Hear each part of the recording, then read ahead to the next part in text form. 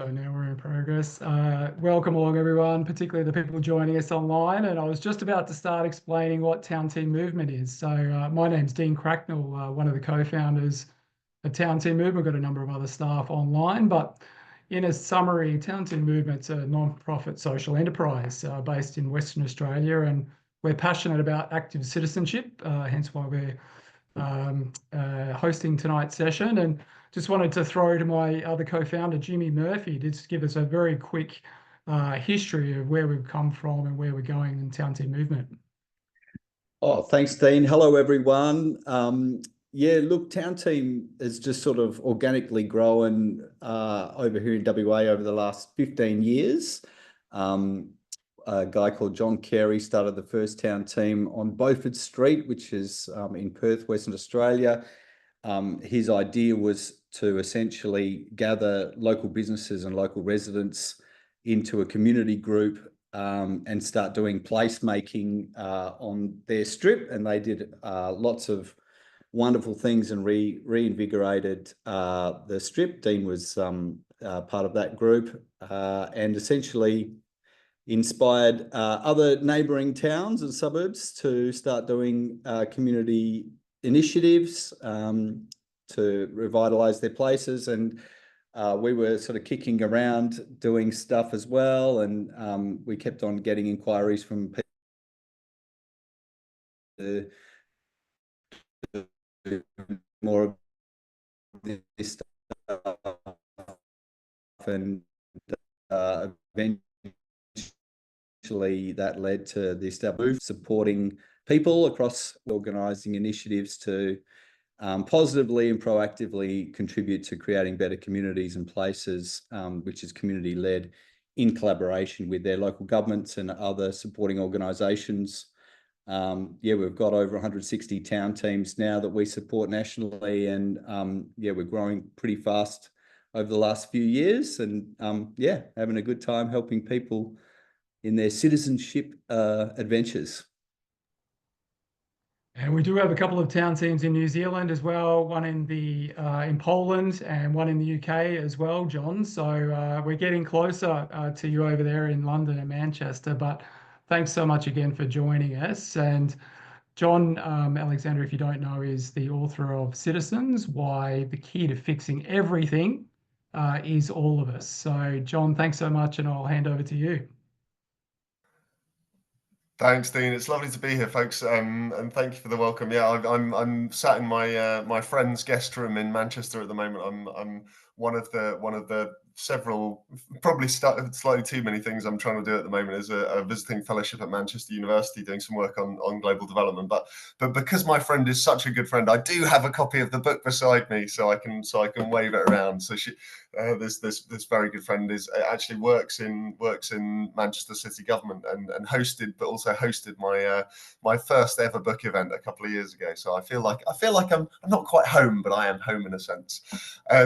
So I thought what I would do just to start off is really just introduce myself quickly, and then say a little bit about like what my work is and what it is, and essentially what it is an offer of a way of understanding the moment in time we're living in a way that I think helps people who are doing this kind of work in the world see what it is they're doing and understand the true importance of it, because I do think what you guys are up to in town teams all over Australia and apparently the world is super important and vital, and I want to kind of emphasize that really, and then I'll sort of set that in context with a particular story of how difficult I think it is this particular moment in the context of the UK, by referring back to the riots that many of you will be aware happened earlier in the summer.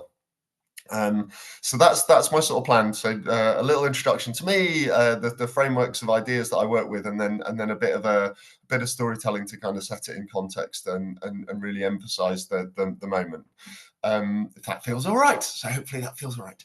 So yes, so first up, my name's Jon. I started my career actually working in the advertising industry, and I think that's probably the the most important sort of context setting for me is I began my career with my first boss describing my job to me by saying, what you've got to remember is that the average consumer sees something like 3,000 commercial messages a day. And you've got to cut through that. You have to make yours the best. And at that point, until that point, the only thing I'd ever really wanted to do was be a professional athlete. So make mine the best was the first bit of that I heard, and tried to do that for a while. But then I started asking questions, questions that really circulated around this thing of, what are we doing to ourselves when we tell ourselves we're consumers 3,000 odd times a day? What's that story of who we are that's being repeated kind of constantly around us? What's that doing to who we think we are, what we believe we're capable of, and how we relate to one another? And as you can imagine, those were slightly uncomfortable questions to be asking while sitting in a desk in an advertising agency. And so one way or another, I kind of stumbled out of that industry and rediscovered myself and my sort of way of working in the world by asking another set of questions, which were essentially like, what would it look like to bring the same kind of creativity and energy that currently goes into speaking to people as consumers, into inviting them into their agency as citizens. And it was through that work I formed a little consulting business called the New Citizen Project, and we began to work with organizations of all shapes and sizes actually to experiment with the idea of what if this organization saw people as citizens, and as we began to think of it, saw people as sources of ideas and energy and resources, like capable and willing contributors to society if only they were invited into that agency, rather than as consumers, which we began to understand was actually a story of ourselves that tells us that we're independent, isolated individuals who are only interested in their immediate self-interest. And these are stories. And so this over time sort of began to unpack and work with this, and came to see this as actually like quite a deep set of underlying frames and stories that structure and influence a whole lot of aspects of our society. And at this point, Dean, I might ask you just to throw up that slide 3. So this is the sort of table of concepts that sits at the heart of my work. And the easiest way to introduce it is to say number 3, if we may. The easiest way to introduce it is as a kind of quasi-historical shift. So my argument is, end of the 19th century, beginning of the 20th, we were something like subjects. In the subject story, the right thing to do is keep your head down, do as you're told, get what you're given, on the basis that the God-given few who run society know best, and they will lead us to the best outcomes for society as a whole. This is Victorian Britain in one aspect. And in the subject story, people are dependent, they have stuff done to them, they obey and receive, and the role of organizations and leaders is to command them. And that is a hypothesis. Each of these stories is a hypothesis for how the best society results. And so end of the 19th century, beginning of the 20th, the subject story fell apart under the weight of its own contradictions. The post-industrial revolution, the rise of the middle class, you just couldn't sustain that story. And out of the 2 world wars, we more or less deliberately, more or less consciously constructed what I call the consumer story. So this is, having worked, came to understand this thing in a different way, not just as something that advertising is doing, but actually as a structural story that shapes every aspect of our lives. And so in the consumer story, the right thing to do is to pursue self-interest. The idea is that self-interest will add up to collective interest, that if everyone pursues the best outcomes for themselves, that will deliver the best society. So in the consumer story, people are independent, they have stuff done for them, they demand and choose, and the role of organizations and leaders is to serve them.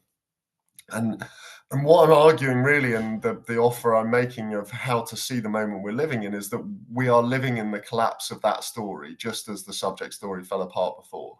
And you can't, and the reason why it's collapsing is because you can't solve the challenges of our time from within the story that fundamentally created them. You can't solve a crisis of loneliness and mental ill health from within a story that says we're independent, isolated individuals. You can't solve a crisis of inequality within and between nations from within a story that says that life is a competition, that we rise above one another in order to rise the tide. And you can't solve an ecological crisis most fundamentally from within a story that says we're separate from nature and that happiness and success is the accumulation of material standards of living.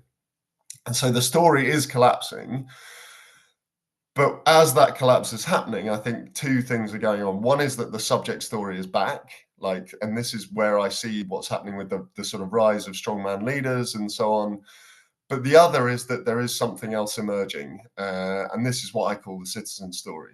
And so if subject stories keep your head down, do as you're told, consumer stories look out for number one, and that will add up to the best society. Citizen story says get involved, contribute your ideas, energy, and resources to the pursuit of the best outcomes for society as a whole, because and critically reimagine and reinvent our institutions to tap into that collective intelligence, that collective wisdom, that collective resource, because all of us are smarter than any of us. And so that is how the best society will result. In the citizen story, we're not dependent or independent, we're interdependent. We need one another. We do things together with and through organizations rather than having things done to or for us. The deepest human needs are actually to participate and create, and that is who we are and what we need to do, and that is understood rather than to obey or receive or demand or choose. And the role of organizations and leaders, and I think Town Team is super in this space, is to facilitate and enable and support rather than to command or serve.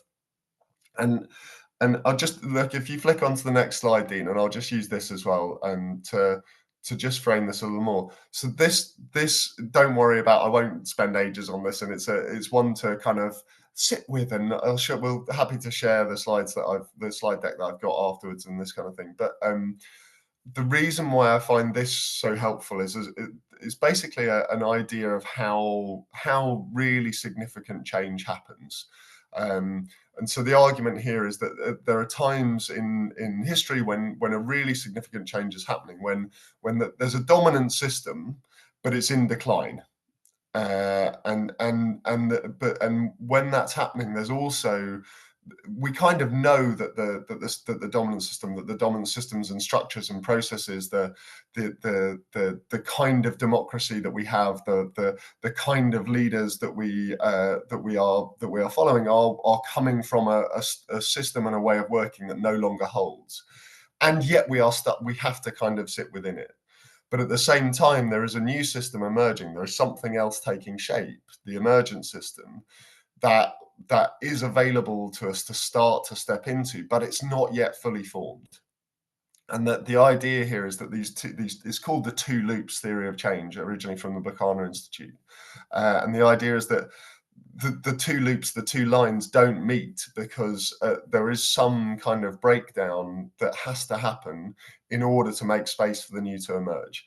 And I guess the reason why I like to share that, and particularly that idea that there is that the lines don't meet, that this change isn't super seamless, I think is really helpful to people who are doing this work on the ground on a day-to-day basis, because it sort of says, look, it helps us to be able to acknowledge that something is breaking and that is difficult and painful, and that we kind of have to work with it, but also to know that that the work we are doing to try and build a different future, to try and build a different set of systems, to build community, is valid and is essential actually to catch that moment of collapse.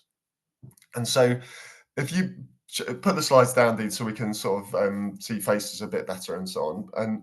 And I'll just like I say, so I've introduced myself, given the kind of framework of the way of understanding, and I just want to bring it to life just by and how difficult but how possible I think this moment is, just by referring to the context in the UK at the moment, and particularly to go back to the riots at the beginning of the summer, because many of you will have heard that there were these sort of far right riots in the UK and at the beginning of our summer,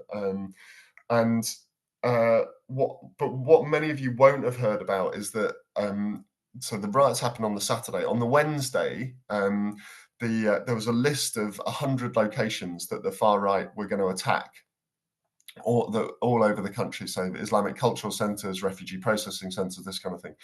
And this list was released. Was sort of what's the word? Kind of like got out on the internet and spontaneously with very little kind of official organization, in every one of those 100 places, at least 150 and sometimes thousands of people turned out to protect them. And in those places, that energy was incredible, and much of it was built out of small local informal community organizations that have been doing stuff for a while, and were the seeds and the confidence of people to actually be able to come out and do that. And it was such a powerful thing. Like, honestly, every single newspaper in the country, even those that often play a bit more of a kind of far right drumbeat role, had front pages the next day of these mass things that turned into street parties. There was one, I think it was in Newcastle, where there was sort of 2,000 people turned out to protect the place, and in the end about 4 far right guys came out and it ended up with a circle of police horses protecting these sort of four dudes who were looking distinctly uncomfortable, while everyone else turned into a street party around them that they weren't really invited to. And it was this joyful image. But what didn't happen was that our government didn't step into that energy and come in behind it. And this was like, I was one of several people who were kind of sending letters and trying to organize and trying to make this happen. And it didn't come through. Like, and the speech for me wrote itself, right? Like, if Keir Starmer had got up that day and said, "This is who we are. This is who Britain's people are, and this is the energy we need to face the challenges of our time. This is how, like, now we're going to turn this energy to bear on the climate emergency. We're going to get behind community energy, which is going on all over the country. We're going to turn this energy to bear on fixing our health service. These are the people. This is the moment. And now is our time," kind of thing. It wrote itself, and yet it wasn't made. And I think that speaks really powerfully to the challenge that we have, and to the importance of the work that people like you folks are doing. Like, this is the work out of which we will build a different future, rather than a collapse back into a kind of strongman leadership. And there's huge work to do to get to a place where leaders and people in positions of power can really see this possibility and can step into it and endorse it, because they are stuck actually in this kind of consumer story. They're stuck in a story that says that their role is to do it for us, rather than to come in behind us as we do it, as we the people do it.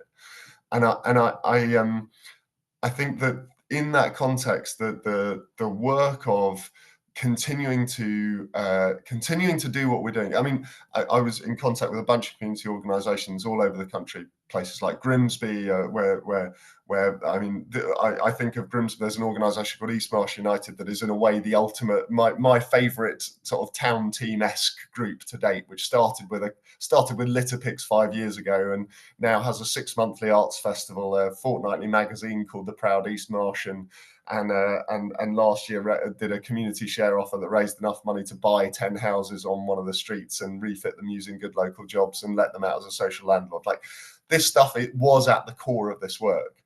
And this work, so the work is keep doing it and find one another, connect it up, tell the stories on a bigger scale, because what we have to do, I think, in this time is make it unignorable.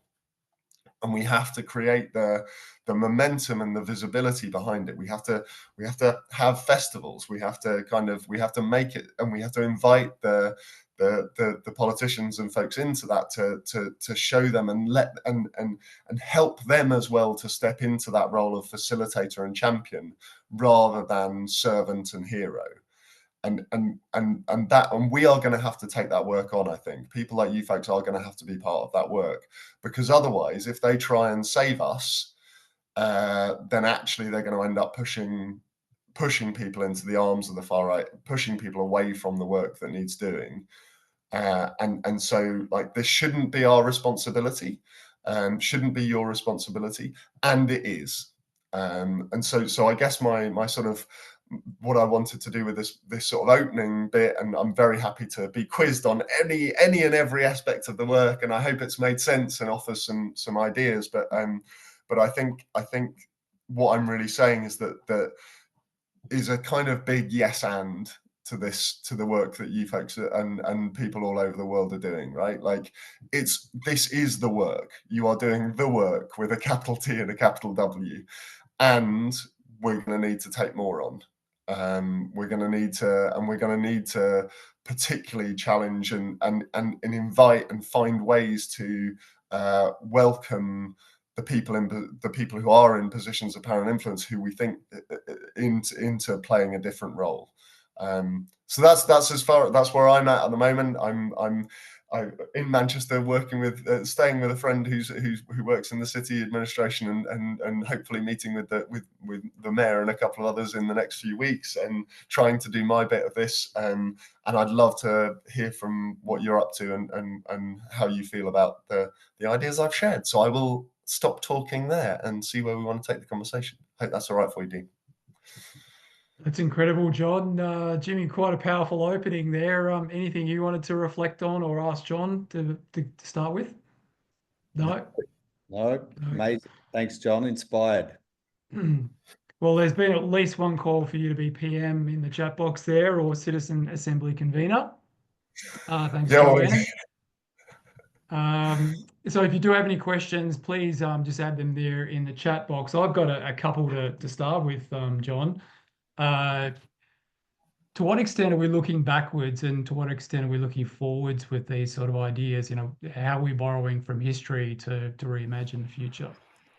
Thank you for asking that. Yeah, I think one of the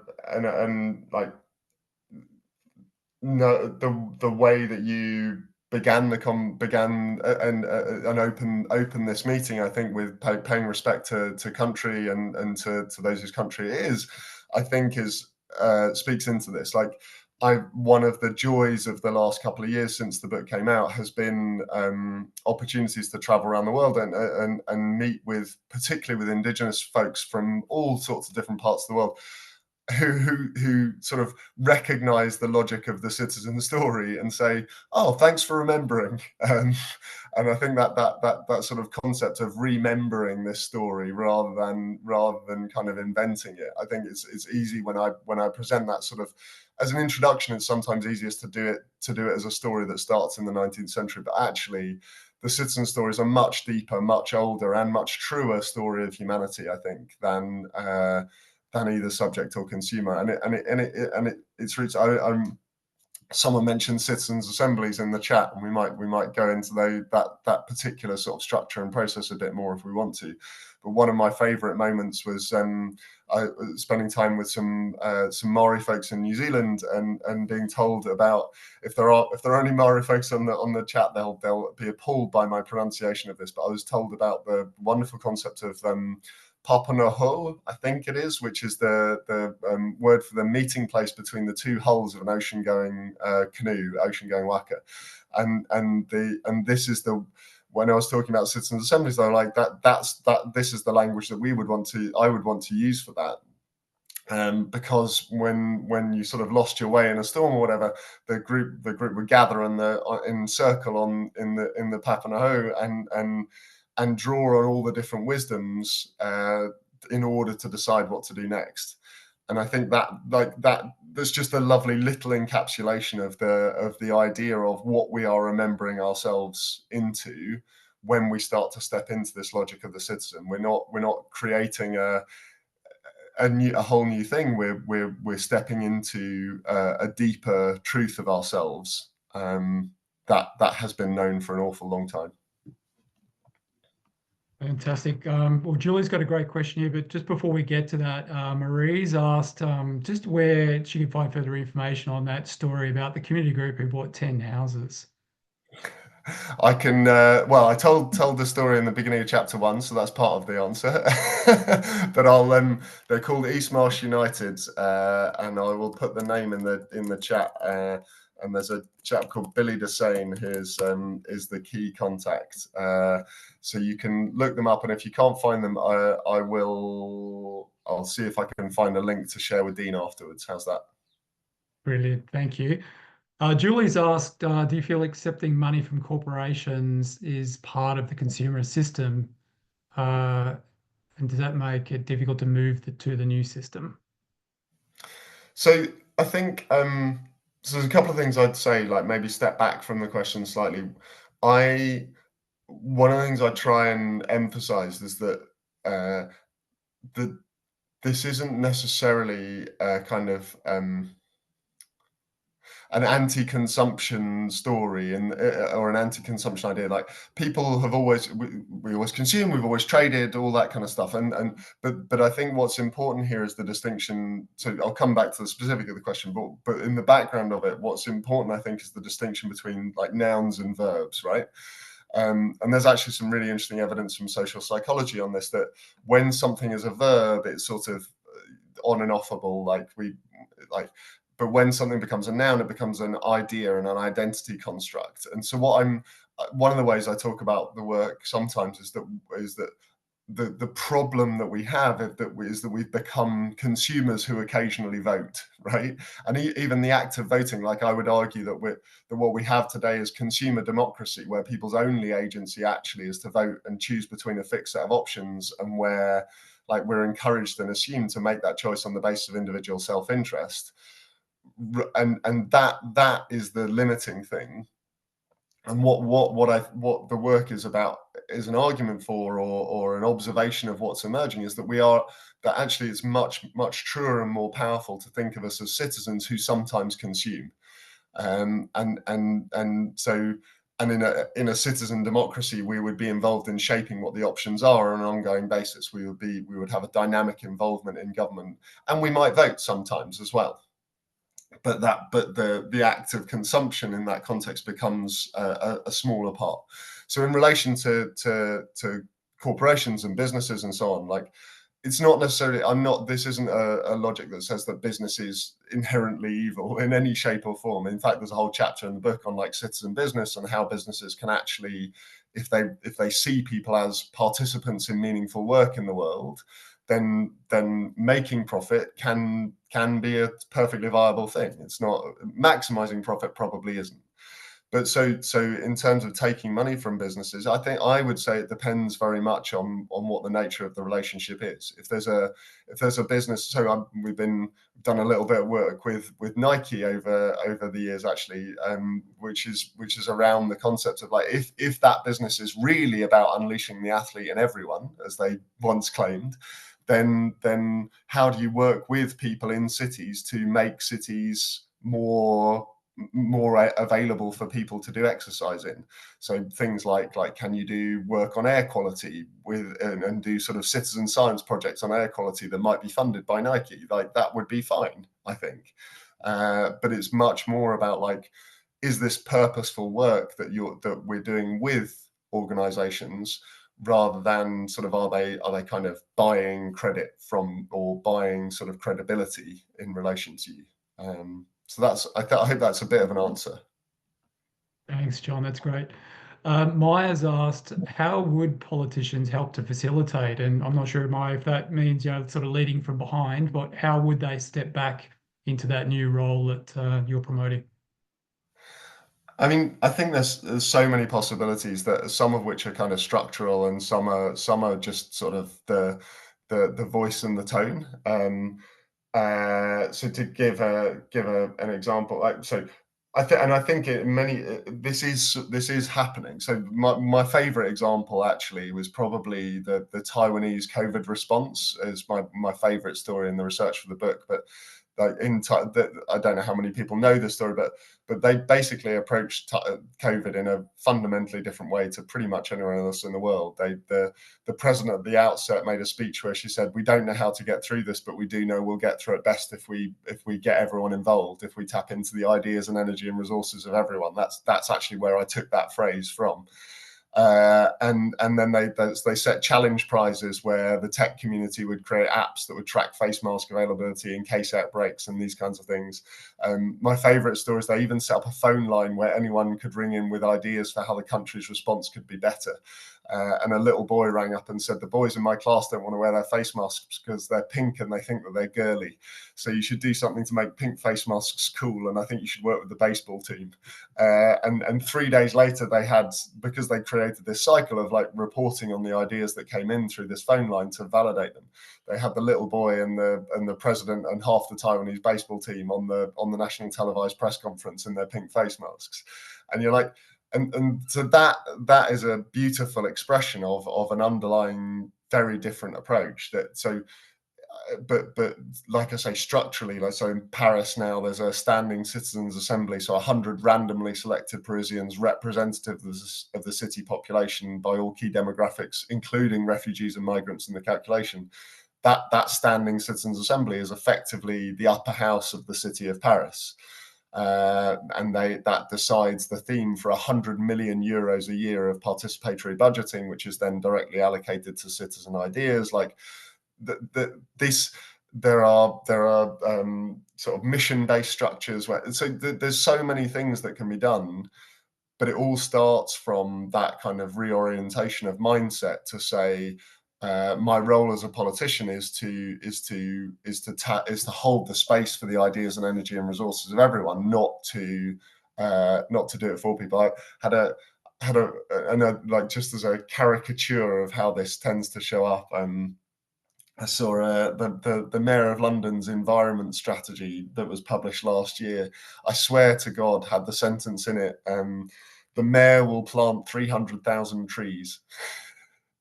I was like, I'm pretty sure Sadiq Khan isn't going to plant 300,000 trees. but it's just the nature of the language and the frame that we find ourselves in that puts our politicians in a place where they think that they have to do it for us in order to win our votes, rather than do it with us in order to build a better world together. And if people want to dig deeper into that work, I did some work with an organization called the Apolitical Foundation on basically how to equip politicians with ideas and approaches to work with people in what we were calling circular power politics, so building power with people rather than holding power for people. So I'll find the link to that and post it in the chat as well. And actually, the sort of the Teal movement, and Kathy, I can't remember her surname, but Kathy, Kathy went, there we go, Kathy McGowan is one of the examples that we used in that work. All right, the thanks, Kathy John. Goes to Canberra book is excellent in that realm. Yeah, it's very good. Emma Watson, I might throw to you on this question because I don't think I'm going to be able to do it justice to summarize it. But Emma, was that a comment or a question? I'm overthinking as usual, Dean. You'll be surprised to hear. And it was more of a comment than a question when someone was asked, are we, sort of learning from how societies used to be in this kind of thinking? And it immediately made me think of, like, I actually think we're learning from how nature is, in terms of the number one principle in nature is life-sustaining ecosystems. And I think at the same time that we as people othered ourselves from nature, it allowed us to create these systems that were othered from that idea of life-sustaining principles, whether it's democracy that is not truly life-sustaining, or it's capitalism that is not truly life-sustaining. So yeah, it was just a thought bubble that came into my head, is that we're getting back to nature, which fundamentally we are anyway, but we just somehow seem to think that nature is that green stuff out there that grows and animals that run around, but not us. Amen to that. I'll post another link in the chat. I won't go into this too much because it's kind of mind-blowing, but I feel like you might enjoy it, Emma. I come across someone called Austin Wade Smith, who's doing work on what they call ecological institutions, which is essentially taking the work on things like rights of nature to where like Mount Taranaki has now has legal personhood in New Zealand, that kind of thing, and taking it a step further into actually like what if there were if nature can have legal, if natural entities can have legal personhood, can they also actually own assets and deploy those assets? So there's a fascinating project in Ecuador, the sacred headwaters of the Amazon, where they're actually working with there's a cryptocurrency called Jaguar token that is at the heart of a whole new, essentially a whole parallel economic and governance system that is supporting the biodiversity of that place. And so there's significant sort of conservation capital gone into that, and it pays out when biodiversity is supported. So like there's a whole other thing there of like there's like the edge of my understanding and learning of this, but is where absolutely you're right. And as we start to sort of understand how we might work with some of the emerging technologies and opportunities, I was in a room with a group of bizarrely with a group of indigenous leaders and some crypto bros who found a connection, and at one point one of the women elders stood up and said, "Grannies for crypto." So who knows where that goes, but there's some interesting things afoot in this world. But I'm totally with you. Marie's asked a question, how do we, I guess, invite participation by government in all these ideas or actions without being subsumed by government or political agendas? I mean, I think there's I'd love to know more. Maybe Marie can like say a bit more about where that question's coming from. Do you want to come and say hello, Marie? Hello, thank you. Hello. We're very much community based, but we initially started working with our local council, who would lend us a friendly ear, but then block anything. And so we finally came to the realization that actually no, we had to do it ourselves, which we are doing. But it does mean, you know, we see the wasted resources because of the do it to you model. And, you know, at some point we would like to re-engage with council, local government. But it's proving very difficult. And I think perhaps because they see us as, I don't know, some kind of something not to be helped. I just wondered if there were any, if you'd come across any cases where they've been successful in re-engaging. It's a difficult question, but it's the one that troubles me most. No, right. I think it's vital. Like, I think this dynamic of how do we, like, how do you do this work in a way that both doesn't sort of bow down and let itself be choked off, but also tries not to be a threat. And I don't think we've perfected it yet. The interesting backstory, I look at that example from Taiwan a lot, actually, because the backstory of that Taiwanese COVID response was actually in a hacker movement called GovZero that started like 8 years before. And what they did was they created parallel websites to government websites, all with the URLs that ended g0v.tw. This is why they were called GovZero. And the role they kind of chose to play was quite explicitly not to attack or critique, but to kind of transcend, actually, and sort of say like we're here when you're ready. We're sort of the voice, and I'm not going to pretend to you that I've cracked it, or like we know how to do it. If we knew how to do it, we'd all be doing it, and I would have managed to write a speech or do a thing that Keir Starmer would have stepped into on the day after the riots, right? So I'm not pretending I've got it cracked, but I do think there's something really interesting in that sort of slightly playful approach. Do you know what? Actually, this has just made me think of. There's a dreaming story called Tiddalik that the Tidlick story, right? So if people don't know the Tidlick story, and I think Marie clearly does by the fact that she's nodding her head so furiously, but I don't think others do. So Tidlick was a frog, and Tidlick was thirsty, and he drank all of the water, and he emptied the rivers and the lakes and the seas, and all of the other animals were dying of thirst. And they tried to find ways to make Tidlick give up the water, to return the water, and all the things they tried didn't work until they tried making him laugh.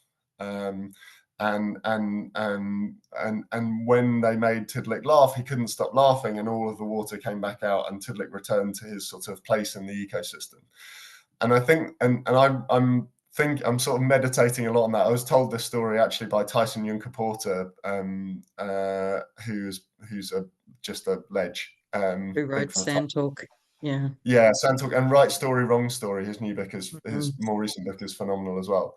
But that I think there's something in that for us to work with. I think, like, how do we come from kind of love and humor, because that, like, and again, I just emphasize it shouldn't be on us, and it's not the only tactic I use. Some of the storytelling as well that I've found has been most successful for me is emphasizing, like, particularly in this moment now, and things that the conversations have changed even in the last few weeks since Trump has been elected, because the sort of existential threat to existing democratic systems is now abundantly clear. And so one strategy is Tidlick strategy, which is a sort of bit Gov Zero. The other strategy is to just offer people the reflection that, like, if we don't open up our institutions, if we don't kind of give people the opportunity to participate, then those who would destroy our institutions will dress up in the clothes of participation in order to destroy them. And the best example of this is actually the QAnon conspiracy theory. And I went a little way, not too far, don't worry, but I went a little way into QAnon world in the research for the book. And the really fascinating thing is that QAnon, so this is the conspiracy theory that was behind the Capitol riots in 2021, and it's really bizarre, but a lot of people in the States have bought into this. And it begins with particularly a lot of people from white working class backgrounds. And it begins with a kind of demand. Actually, it's not something that begins with a sort of an offer of free nice things for you and your family or whatever. It begins with, we need you. Here is your first task. Like, go and do this. This work cannot be possible without you. And it's such a powerful thing, because, like, what they're speaking to, the things, the human instinct that is being co-opted by the far right is the need to be useful.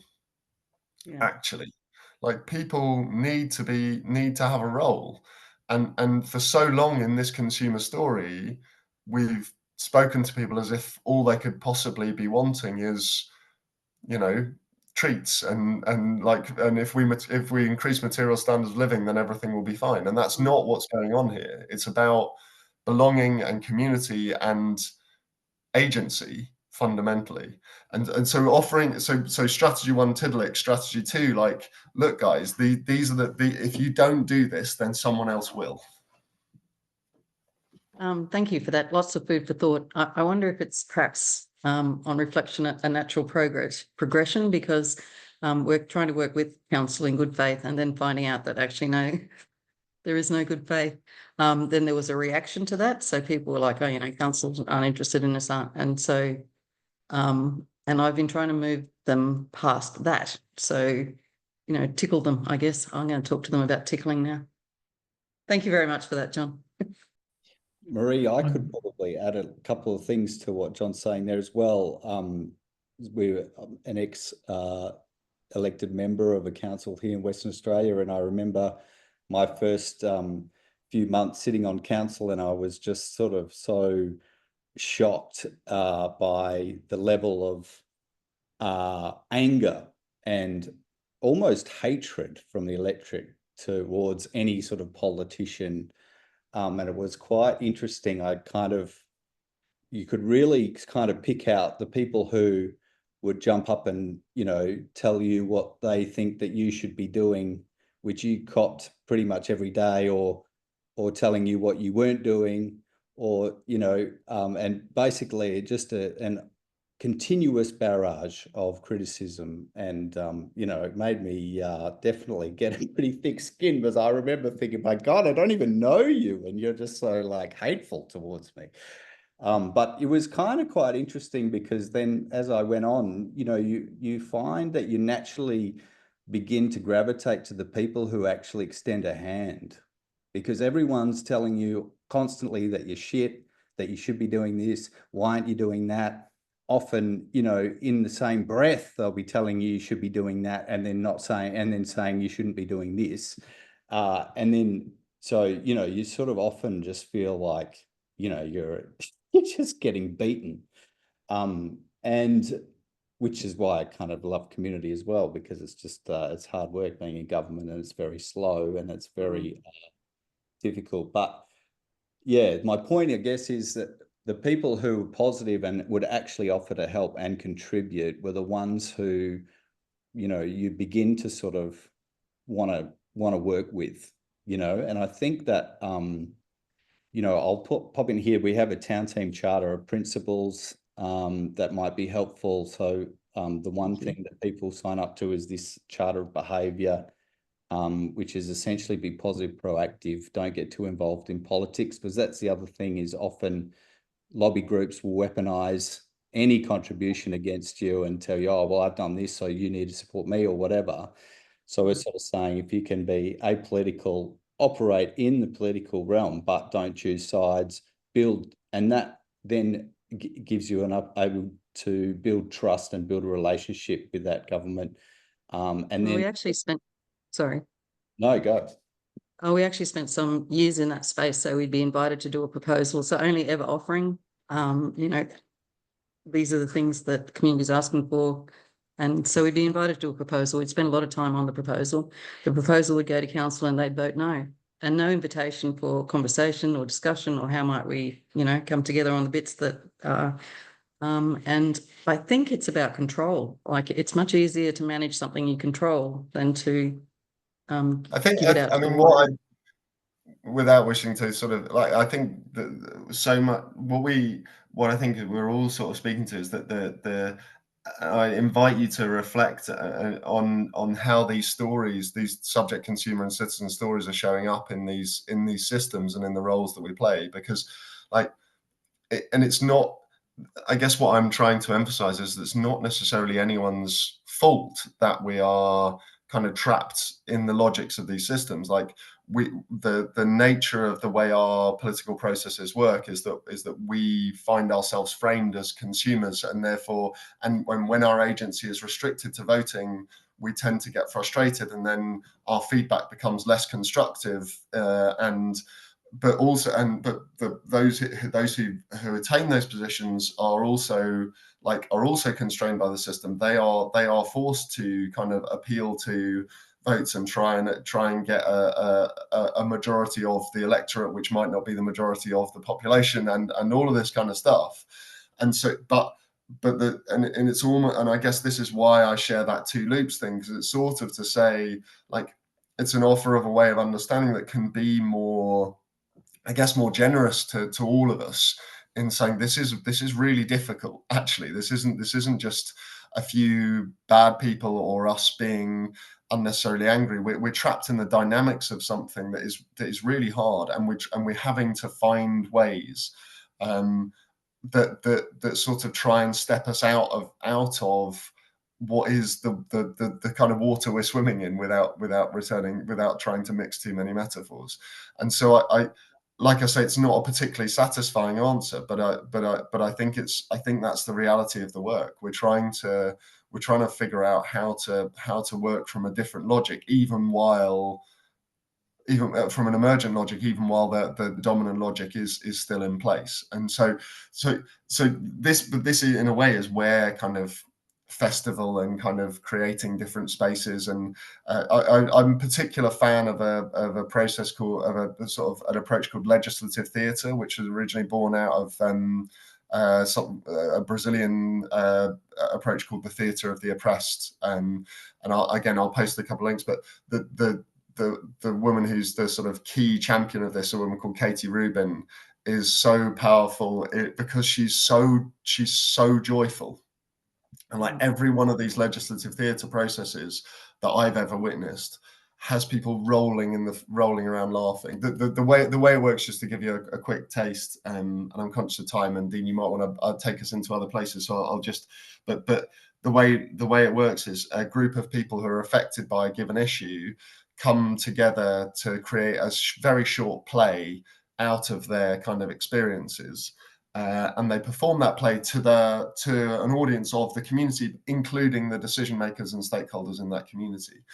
And then the second step is that the audience are called spectators rather than spectators, and so they have the opportunity to then come up with ideas for how the scenario in the play could have turned out differently, and they actually come up on stage and act into that different scenario. And then there's a phase of like, so they do that a few times with a few different interventions. That's hilarious usually. And you can imagine sort of in homelessness, I went to one on homelessness, and there was a whole scenario about someone had to be notified that they were sleeping in a particular doorway, and only one person in the whole of the council was like, had the official ability to sort of register that thing. And so someone come up and was like, well, what if all of us could? And then everyone was kind of going, he's over there. It was like we were in a panto. It was, but but then there's actually an idea generation thing, and then a live policy meeting, and all of this happens in like a 4-hour period. And it's just such a sort of vital, in the alive sense of the word, experience of democracy as something that we can do together, that can be fun and joyful, and that can get to different outcomes very quickly. So legislative theatre, there's a website with some resources called The People Act that I will dig out and share now, unless Laurie's already found it. But yeah, sorry, Dean.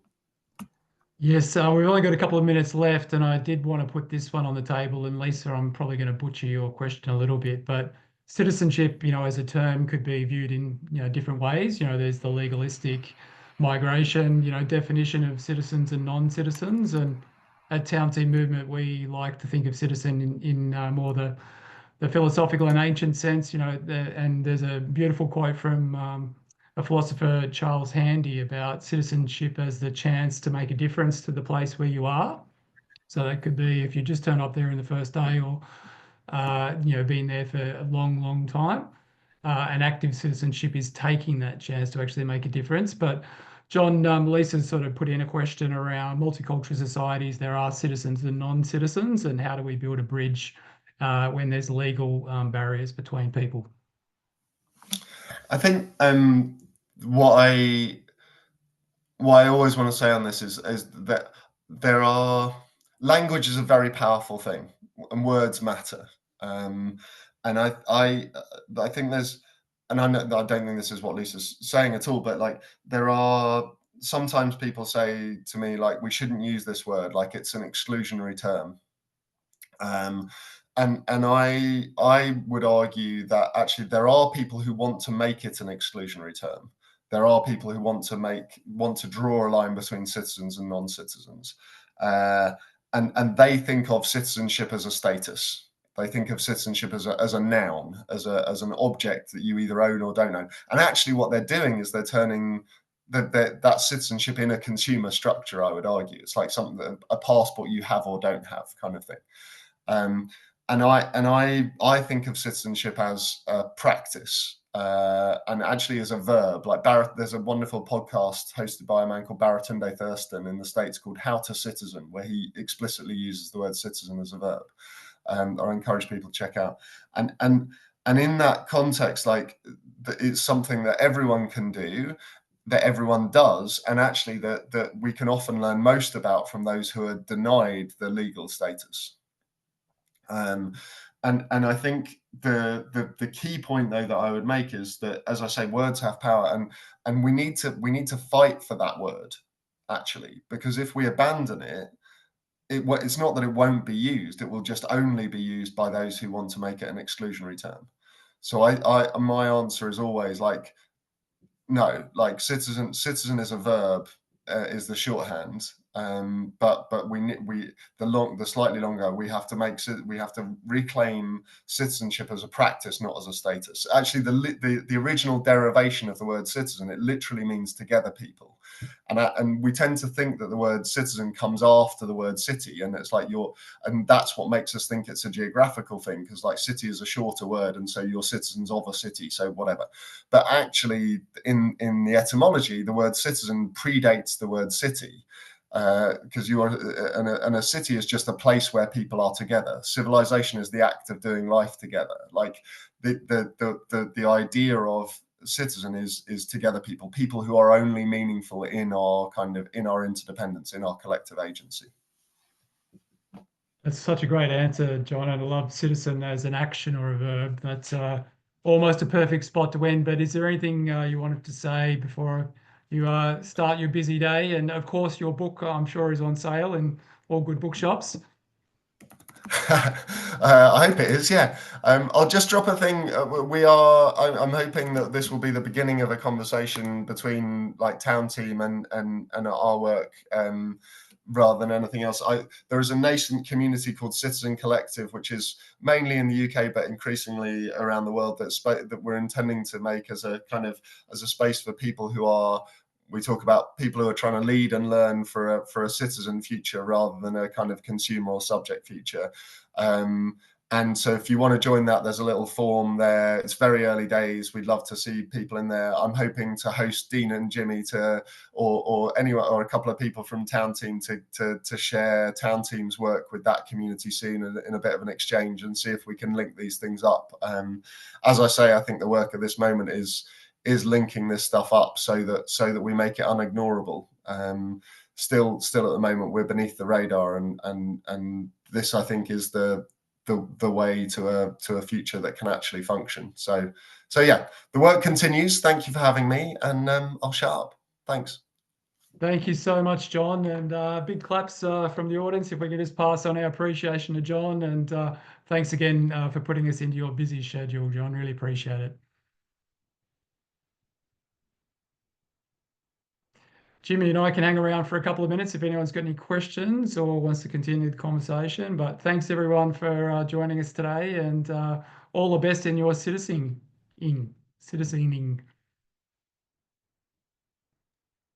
Thank you.